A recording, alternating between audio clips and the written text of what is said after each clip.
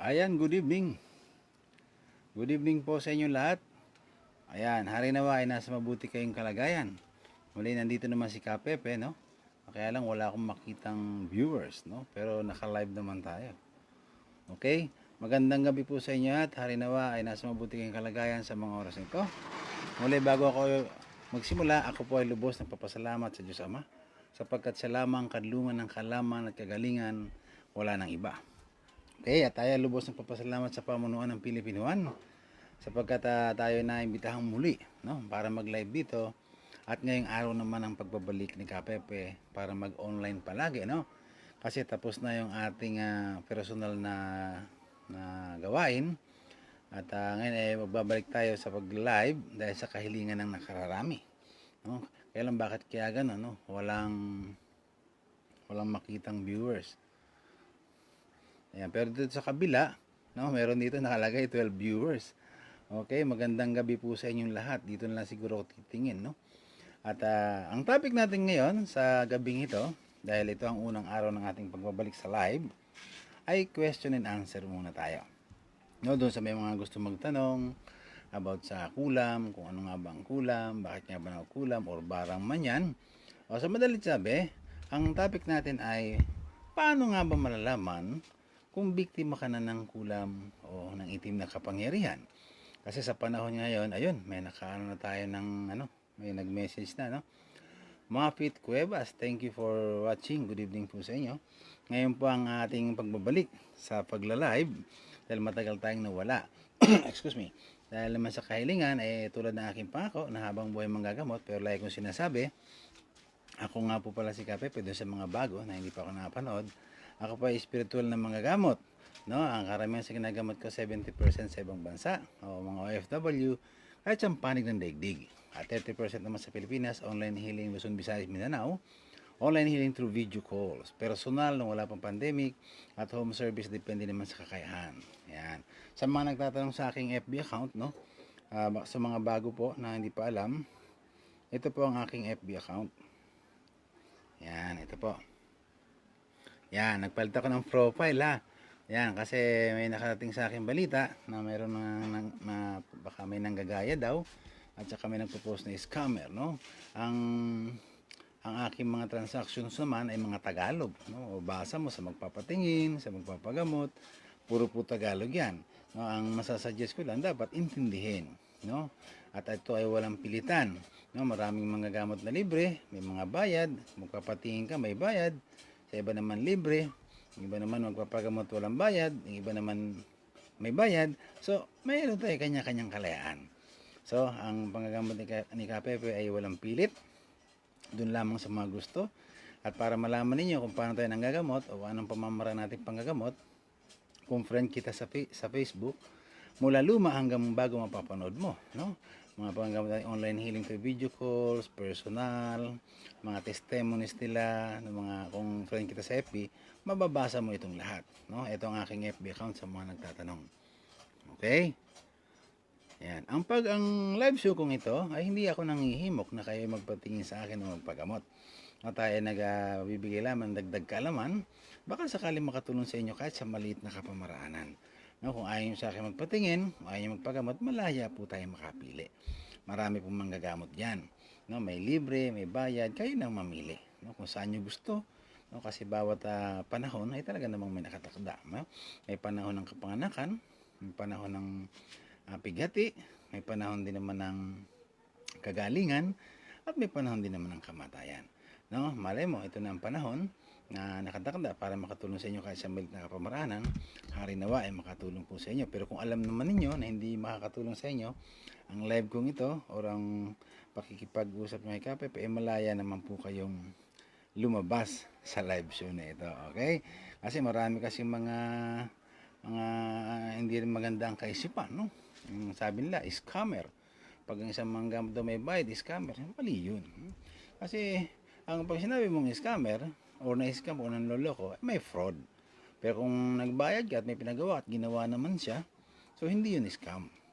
Yan. Para klaro kasi iba hindi alam ang definition ng scam eh. Madali lang magsalita ng scam, pero hindi naman niya naintindihan yung kanyang sinasabi. Ayan. Halimbawa, Sample lang, hindi tayo manghula. May nagpahula. Nagsabi ng bahay, hinulaan ka. Kung hindi mo nagustuhan yung result, so di sabi mo, scam na. So, hindi scam yun. No? Nagawa yung pinagagawa at gusto mong gawin niya para sa'yo. Kung ano man ang resulta nun, good or bad man yun, o kung magustuhan mo man o hindi, labas ang gumawa. Ang mahalaga, tumupad siya dun sa pinapagawa. Di ba? Ayun ang maganda. Yung iba kasi na bagay sa mundo ng espiritual, no? Mapalad ang mga nakikinig at mapalad din ang mga natututo. Pwede ng mga sa mga sugo ng kadiliman para barahin o pahiyain ang isang manggamot o siraan kasama sa buhay ng manggagamot yan. Okay? Yan, Susan Javier Ramos, thank you for watching. No? Hi, Miss Susan. Ito ang unang araw ng pagbabalik ni Kapepe online live show, no? Kasi natapos ko na ang aking misyon na sa personal na buhay at nagbabalik tayo sa mundo ng espiritual. No, kahit na anong tago ko, kahit anong pagsisikap ko na limitahan ang panggagamot, talagang hindi pinapahintulot ng taes, no? Gustuin ko mang hindi manggamot, ayaw din niya. No, kasi ang panggagamot ko naman ay hindi ko naman talaga hanap buhay. No, kasi may sarili po tayong hanap buhay. Kaya lang, talagang marami pa rin ang kailangan nagte-text. Bakit hindi na kayo nagla-live? Sa live ninyo, marami kaming natutunan. Sa mga videos ninyo, marami kaming napanood o nabasa na meron palang ganon. Doon naman sa mga naninira o meron mang mga nagpo-post na hindi maganda, normal talaga yan sa buhay ng isang, yung mga pinapapatay pa. Ayan. Kaya mahirap maging isang manggamot, no? Kaya lang, yun ang ating mission, so wala tayong magagawa. So, kaya ang live natin ngayong gabi ay question and answer portion about dun sa mga kulam, barang, engkanto, o mga sakit na mga gawa ng itim na kapangyarihan na hanggang ngayon ay talaga namang marami pa rin hindi nakakaalam o hindi katanggap-tanggap sa kanilang kaisipan. No? Lalong-lalo na yung mga hindi naniniwala sa spiritual na gamutan. Pero simple lang naman yan. Hindi naman sa pipilitin natin isang tao. Lagi niyong tatandaan, ang mga sakit na gawa ng itim na kapangyarihan, no, gayuma, kulam, barang, engkanto man yan, mga pasakit at karamdaman na gawa nila, ito ay walang lunas sa medical na gamutan. Pabalik-balik ka lang sa doktor, negative ang result, hindi matukoy, lab test dito, check up doon, walang makitang doktor. Pero masama ang pakiramdam ng tao, no? 'Di ba? Nalabis nakakapagtaka. Kahit anong inumin mong kahit anong medical na gamot, kahit anong intake mo, reseta mo, wala namang nangyayari, lalo lang lumalala. Di ba dapat ipagtaka na? Ngayon, pagdating naman dun sa spiritual na gamutan o pagpapatingin, Miss Joan Gonzalez, Miss Inday Desaya, thank you for watching. Doon naman sa mundo ng spiritual, wala namang mawawala sa'yo kung magpapatingin ka. Mas kilala siya sa tinatawag na tawas, kaya lang mas higit pa yung ginagawa natin sa tawas. Kung may bayad man yan, okay lang yun. Libre man yan, okay lang din yun. Ikaw naman magpapasya eh. May isip ka naman. Di ba? Hindi ka naman kailangan pilitin na dito ka sa libre, dito ka sa bayad. Ito nasa tao na yan. Kasi hindi naman talaga may kakayahan. No? Ang mahirap kasi, minsan wala nang kakayahan yung isang tao, demanding pa. Hindi sila mag-approach, no? Yung in polite manner. Di ba? Yung iba, wala nang kakayahan, sila pa karamihan yung mga nag-comment ng mga scammer, manluloko. Ano yung scam sa inyo? Ano naman ang niloko sa inyo? O di ba? Minsan kasi mabuti pa yung mga tahimik lang. Hindi ko naman sinasabing nakapag-aral o edukado. Meron din namang hindi nakapag-aral o hindi nakapagtapos pero magandang karakter. Mahusay magsalita at magalang. So, hindi yan sa nakapag-aral, hindi yan sa nakatapos, kundi talagang yan nasa puso ng isang tao. At tamang kaisipan. Kaya, wala tayong tinatangi. Sophia Sweetest. Good evening po, watching from Bahrain. Ayan, marami tayong ginamit yan, no? Yung Bahrain na nagpunta sa atin noon. No? Harinawa, ay nasa mabuti kayong kalagayan. So, kaya ang live ko ngayon, hindi muna special ang topic doon sa about sa kulang barang, kundi dito sa Q&A portion, no? Mga nagtatanong, mga sakit na gawa ng kulam, ano nga bang nangyari. Pagka ang mga sakit may gawa ng itim na kapangyarihan, talagang magsasuffer ka. Kasi, ang may mga sakit o sakit na gawa ng kulam at barang, hindi basta-basta sila namamatay. Depende yan sa gawa o paghihiganti. No? Nagtataka ka, matanda na siya, pero hindi siya mamatay. Pero lagi na lang nakaratay. No? Nakakapagtaka. no? Kasi yung mga yan, depende yan sa parusa. Pero pag yan ay nakalas na, lumalabas na ang tunay na kalagayan ng katawan. Kaya nga malungkot diyan. Dapat pagka paano yung paggamot nyo sa medical, wala naman nangyayari. Magpatingin na kayo. Walang mawawala po sa inyo. Di ba? Pag positive sa kulang, magpagamot. Wala rin mawawala sa inyo kung kayo magpagamot. E paano kung maagapan kayo? Katulad ng mga nasa videos natin. No, may mga doktor tayo dyan na ginamot. Doktora. No, alata ng profesyon sa Pilipinas. Nagamot na natin. Bakit sila naniniwala? Yung iba kasi ano rin ay, hindi mo alam kung tatanga-tangahan ba sila o talaga namang nagkukunwari. Hindi raw totoo ang kulam. Pero naniniwala daw sila sa Biblia. Samantalang sa Biblia, pinag-uutos pa. Di ba? Sa Exodo 22:18, pinag-uutos. Patayin ninyong lahat ng mga babaeng manggagaway o mangkukulam o di totoo kulam. At inulit din sa Galacia, sa Deuteronomio, ng mga magsumangguni sa mga mangkulam o may existing talaga sila. So paano ngayon sinasabi lang hindi sila naniniwala sa kulam? O talaga namang kunyari ayaw mo pero kinakabog din ang dibdib mo. Di ba? Kaya kung may mga sakit kayo ng mga hindi maintindihan, pabalik-balik, magpatingin. Walang mawawala sa inyo. Baka nga, ang sakit, no, na matagal nyo nang dinaramdam o tinitiis, na hindi malunasan sa matagal ng panahon. Di ba? O, baka mali nyo sa isang oras na gamutan ay malunasan ito. Di salamat sa Diyos. Ayan, di ba po ba? Sophia Sweetes, kuya, ano po kaya ang magandang gawin? Halos kinakapos siya.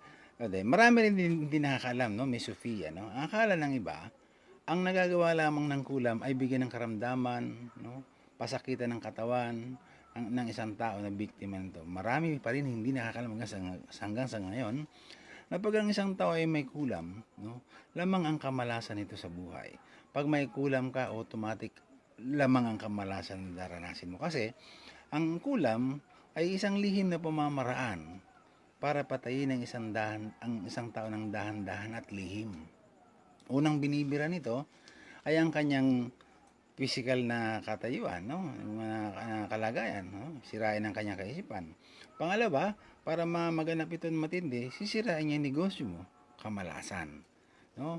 At pagka may kulam ka, kayang sirain din tong relasyon ng mag-asawa. Magkasira ang mag-asawa, mag-ina, mag-ama, at dumadami rin ang mga kaaway mo, no? Kaya ang kulam ay ang alam lamang ng iba sa kulam ay sakit lamang, no? Bigyan ng mga walang lunas o ang hirap lunasan. Marami pa rin hindi nakakalam hanggang ngayon na ang kulam ay kayang sirain ang relasyon ng mag-asawa, kahapon lamang, makalawa lamang, ay napakaganda ka ng pagsama, biglang ng lamig, biglang nag-away, halos ayaw na, halos hindi ka na uwian, hindi ka nakilala. Di ba nakakapagtaka? O, hindi kaya nagayuma siya. Oh, di ba? Maraming Maestro Eman, thank you for watching. Yan po si Kapepe. Anyway, wala na tayong sa mga normal yan sa isang buhay ng magagamot, no? Yan, di ba? May kasabihan niya, when the dog is barking, tuloy ka lang sa paglakad mo kasi kung hihinto ka sa pagtahol nila, hindi ka makakarating sa gusto mong puntahan o gustong gawin. So, I don't care sa kanila, no? Basta as long as alam mo sa sarili mo na wala kang ginagawang fraud, at panlalamang sa kapwa mo, ay wala kang dapat ikatakot. Kasi ang scam na mga sinasabi ay talaga namang may pinagagawa sa isang tao, hindi mo ginawa. Diba? Nagbayad sa'yo, blinak mo sa'yo, scam yun. Pero kung nagawa mo, pinagagawa niya, hindi scam yun. Ang mahirap pa dyan, may nagpo-post na ang bayad sa'yo ganito, ang bayad sa'yo ganon, hindi naman pala siya nagbayad. O di ba? Nakakatawa nga. Kasi sa scammer yan, nagpatingin na, 310. Wala naman, hindi naman pala siya nagpatingin. O 4-5 niya, hindi naman siya nagpagamot. So, ibig sabihin, meron silang grupo. Kasi, yung account nung nag-post kahapon, o kanina, at nung makalawa, iba naman. Diba? Ibig sabihin, so, wala kasi kung panahon para magkalkal, no? Kung dami account man yan, o newly created man yan, labas na ako doon. Mahalaga, alam ko sa sarili at sa puso at isipan ko na nagawa ko yung gusto kong gawin na makatulong sa kapwa. Ngayon, may bayad man o wala, nasa akin na yun. Ayan. Pero kung magtatanong kayo may bayad, meron po. Kasi nakita yung internet. Di ba? Ang ginagamit natin ngayon. Kinausap ko na yung PLDT. Mr. PLDT, sir, ma'am, baka po pwede nyo akong ilibre para malibre ko naman yung panggagamot. Tsaka itong Meralco. Gusto ko rin kausapin to, baka libre ko sa ilaw. Kasi pagka pinatay ko yung yung ilaw, makikita nyo kaya ako. Tingnan natin, makikita nyo. Nako, ang dilim, Oh, ang dilim, di ba? Hindi nyo makikita si Kapepe. Kung wala tayong kuryente, ano babayad natin dyan? O, di ba? Yan sinasabi ko. Kasi hindi natin. Sa set of example lang naman yan. Yung sa mga maiksi, ang kaisipan, Kasi, pagka ang tao kasi talagang maiksi ang pag-intindi o hindi nyo nakakaintindi, mahirap. Yan. Mofet Cuevas. Thank you. Nagamot ko na po pala kayo, Thank you for watching po, Ayan. Mayroon daw kasing mga nagpo-post sa iba na si Kapepe daw ay scammer, So, show mo kung anong in-scam sa'yo. Kaya kung wala kang may papakita, kahiya-hiya ka lamang. Di ba? Ano po kaya ang magandang cleansing, kuya, kasi nasa abroad po ako, parang, patingin ka, Miss Sofia Sweets, diba? How do I pronounce it? Sweets ba? Okay? Ito ang aking FB account. Baka po makatulong sa inyo kahit sa maliit na kapamaraanan. Ayan. Yan. Bagong po yan, bagong wall, tsaka profile. Binago ko. Ayan, kasi sa tagal na ng panahon yung natin na binago. Yung updated, di ba? Magkamukha kami. Ayan. Magkamukha kami, di ba? Para naman mabago naman natin. Pero ako pa rin naman yan. Okay, salamat po, Miss Mofet Cuevas. Hari naway, nasa mabuti po kayong kalagayan.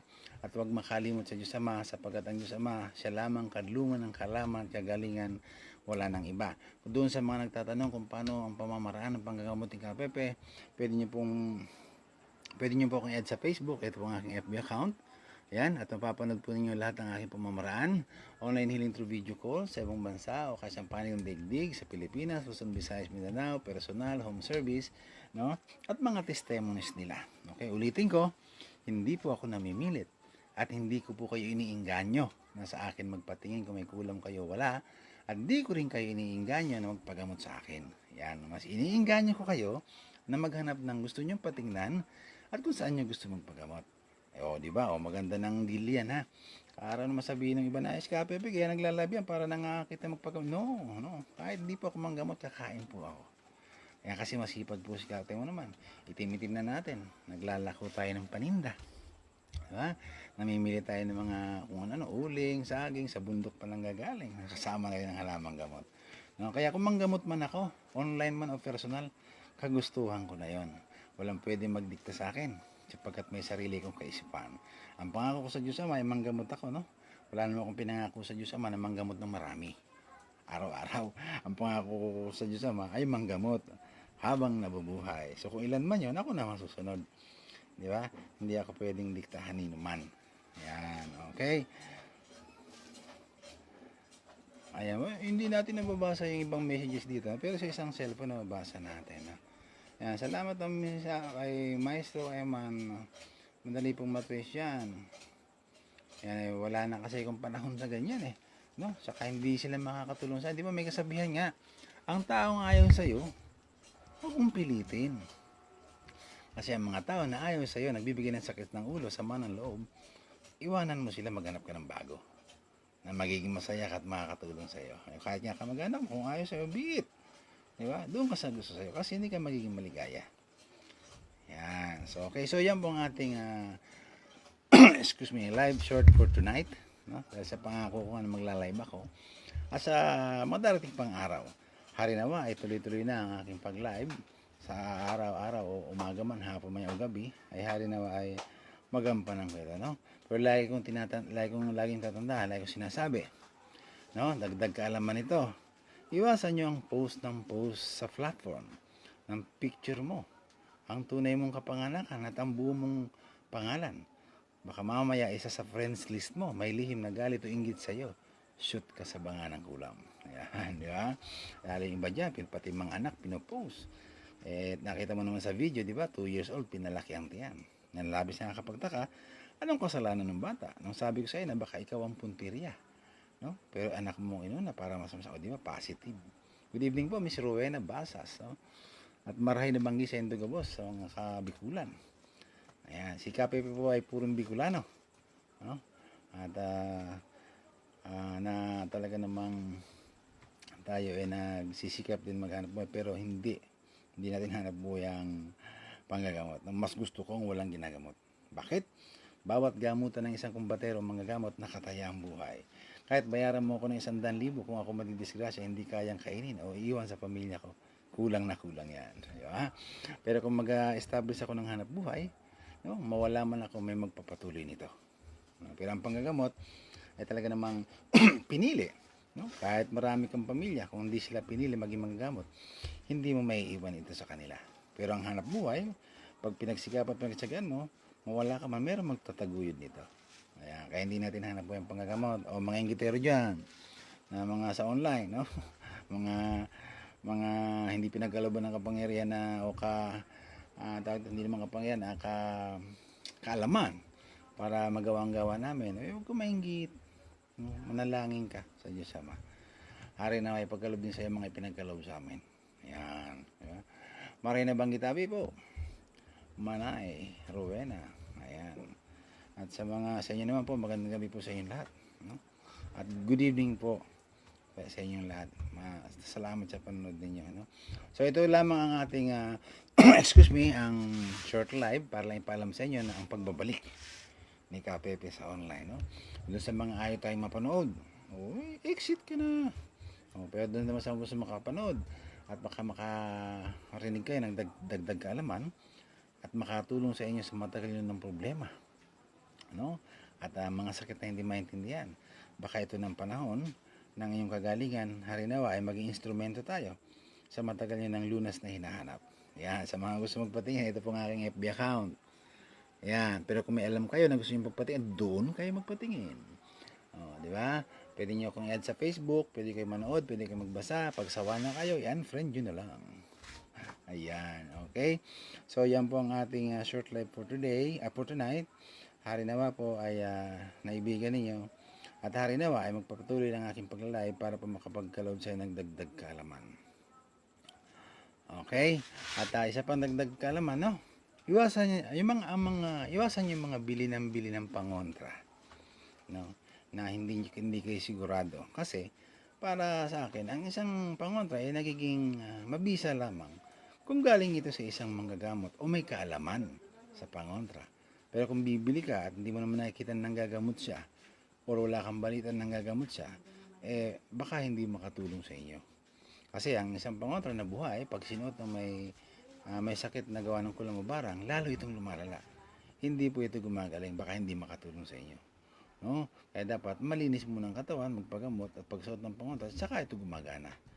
Kasi baka mamaya, order kayo ng order, kung saan manggaling yan, siguraduhin lamang ninyo na ito nga talaga namang may bisa at talagang nagkalob nito ay may dasal. Kasi pag wala itong dasal at wala itong tamang pamamaraan, baka imbis na palaring kayo, ay magkaroon kayo ng hindi magandang karanasan. Okay? So ito po ang aking short live for tonight, ang pagbabalik ni Kapepe. No?